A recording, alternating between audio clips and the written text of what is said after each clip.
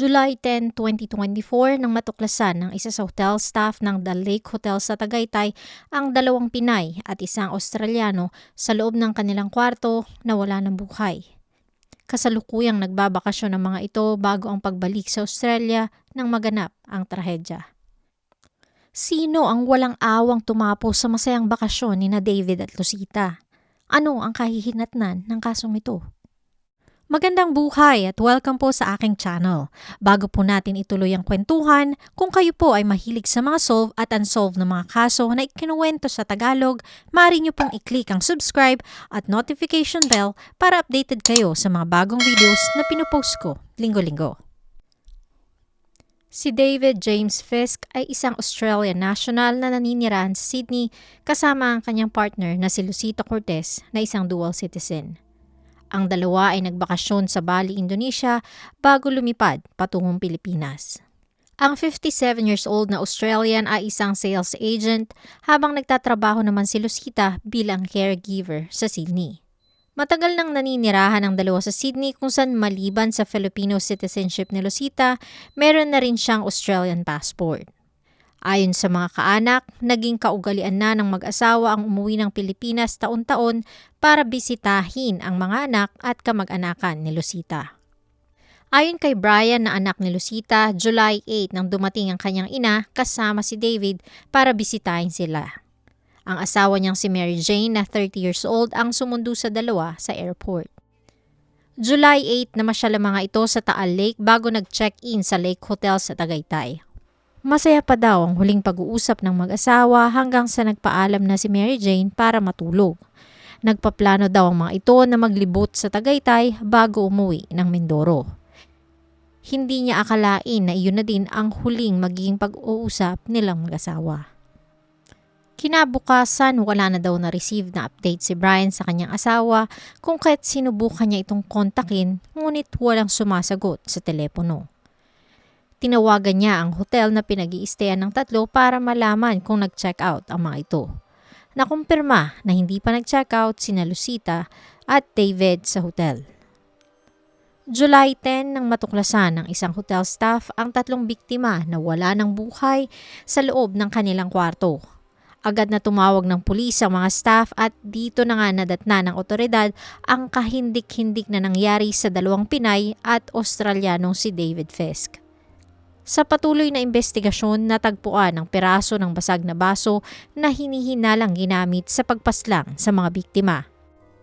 Maliban sa mga cellphone na mukhang hindi pinag-interesa ng salarin, may mga mahalagang gamit ang nawawala sa Australiano at sa 2 Pinay kung kaya't hindi inaalis ang anggulo ng pagnanakaw.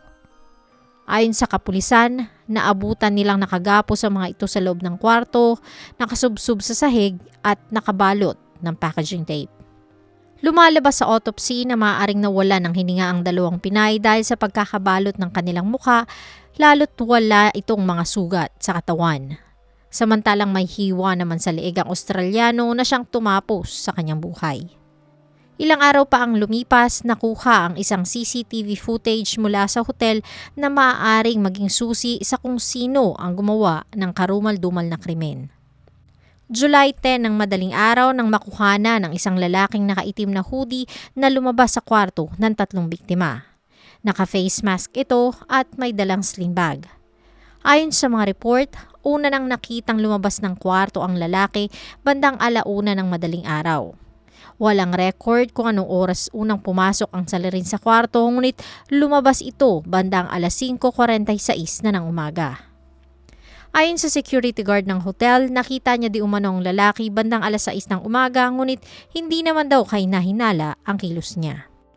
Sa teorya ng kapulisan, maaaring dumaan sa bintana ang salarin kung kaya't hindi na nakuhaan ang pagpasok sa kwartong tinutuluyan ng mga biktima.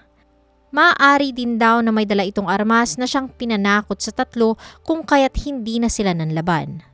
Wala pang inilalabas na pangalan sa maaaring gumawa ng krimen ngunit tinuturing na person of interest ang lalaking nakuhaan sa CCTV.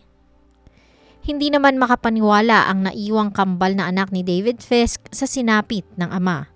Ayon sa isa sa kambal na sila Sinda, masakit para sa kanila na ang masayang bakasyon ng kanilang ama at stepmom ay nauwi sa trahedya. Dagdag pa niya, kilala ang mag-asawang Fisk sa Sutherlandshire dahil sa mabuting pakikisama ng mga ito sa mga kapitbahay. Nag-organize na din sila ng GoFundMe page para maiuwi ang labi ng kanilang ama sa Australia. Samantala, hindi naman alam ni Brian kung paano ipaliliwanag sa mga anak ang nangyari sa kanilang ina.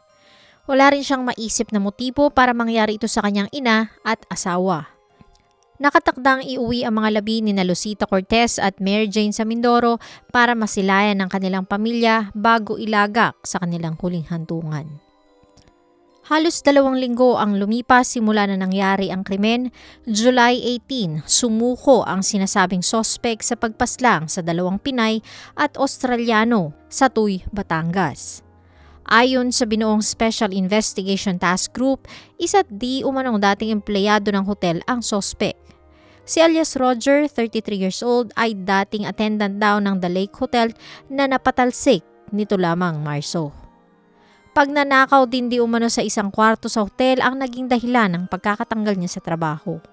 Humingi ito ng back pay sa management ngunit tinanggihan siya dahil na rin sa nagawang pagnanakaw. Sumuko si Roger kay Mayor Serrado ng Batangas bago siya sinurrender kay Mayor Tolentino ng Tagaytay. Lumalabas na pagnanakaw at paghihiganti ang naging motibo ng sospek sa ginawang krimen. Ayon sa report, palihim na pumasok ng hotel ang sospek kung saan natsyempohan niya ang bukas na bintana ng mag-asawang Australiano. Inamin di umano ng sospek na kinuha niya ang relo at sapatos ng biktima bago niya tuluyang pinatahimik ang tatlo. Kilalang sugarol daw ang sospek at ito'y naaresto na rin dahil sa isang gun violation. Maliban sa homicide, sasampahan din ng kasong robbery ang sospek. Iniharap siya sa media ngunit tumanggi itong magbigay ng pahayag. Sa panayam kay Mayor Serrado ng Tagaytay, itinanggi niya na fall guy ang nahuling sospek. Of course, he's not the fall guy kasi inamin niya. Isang CCTV din ang lumabas kung saan di umano nakitang suot-suot ng sospek ang ilang gamit ng Australiano.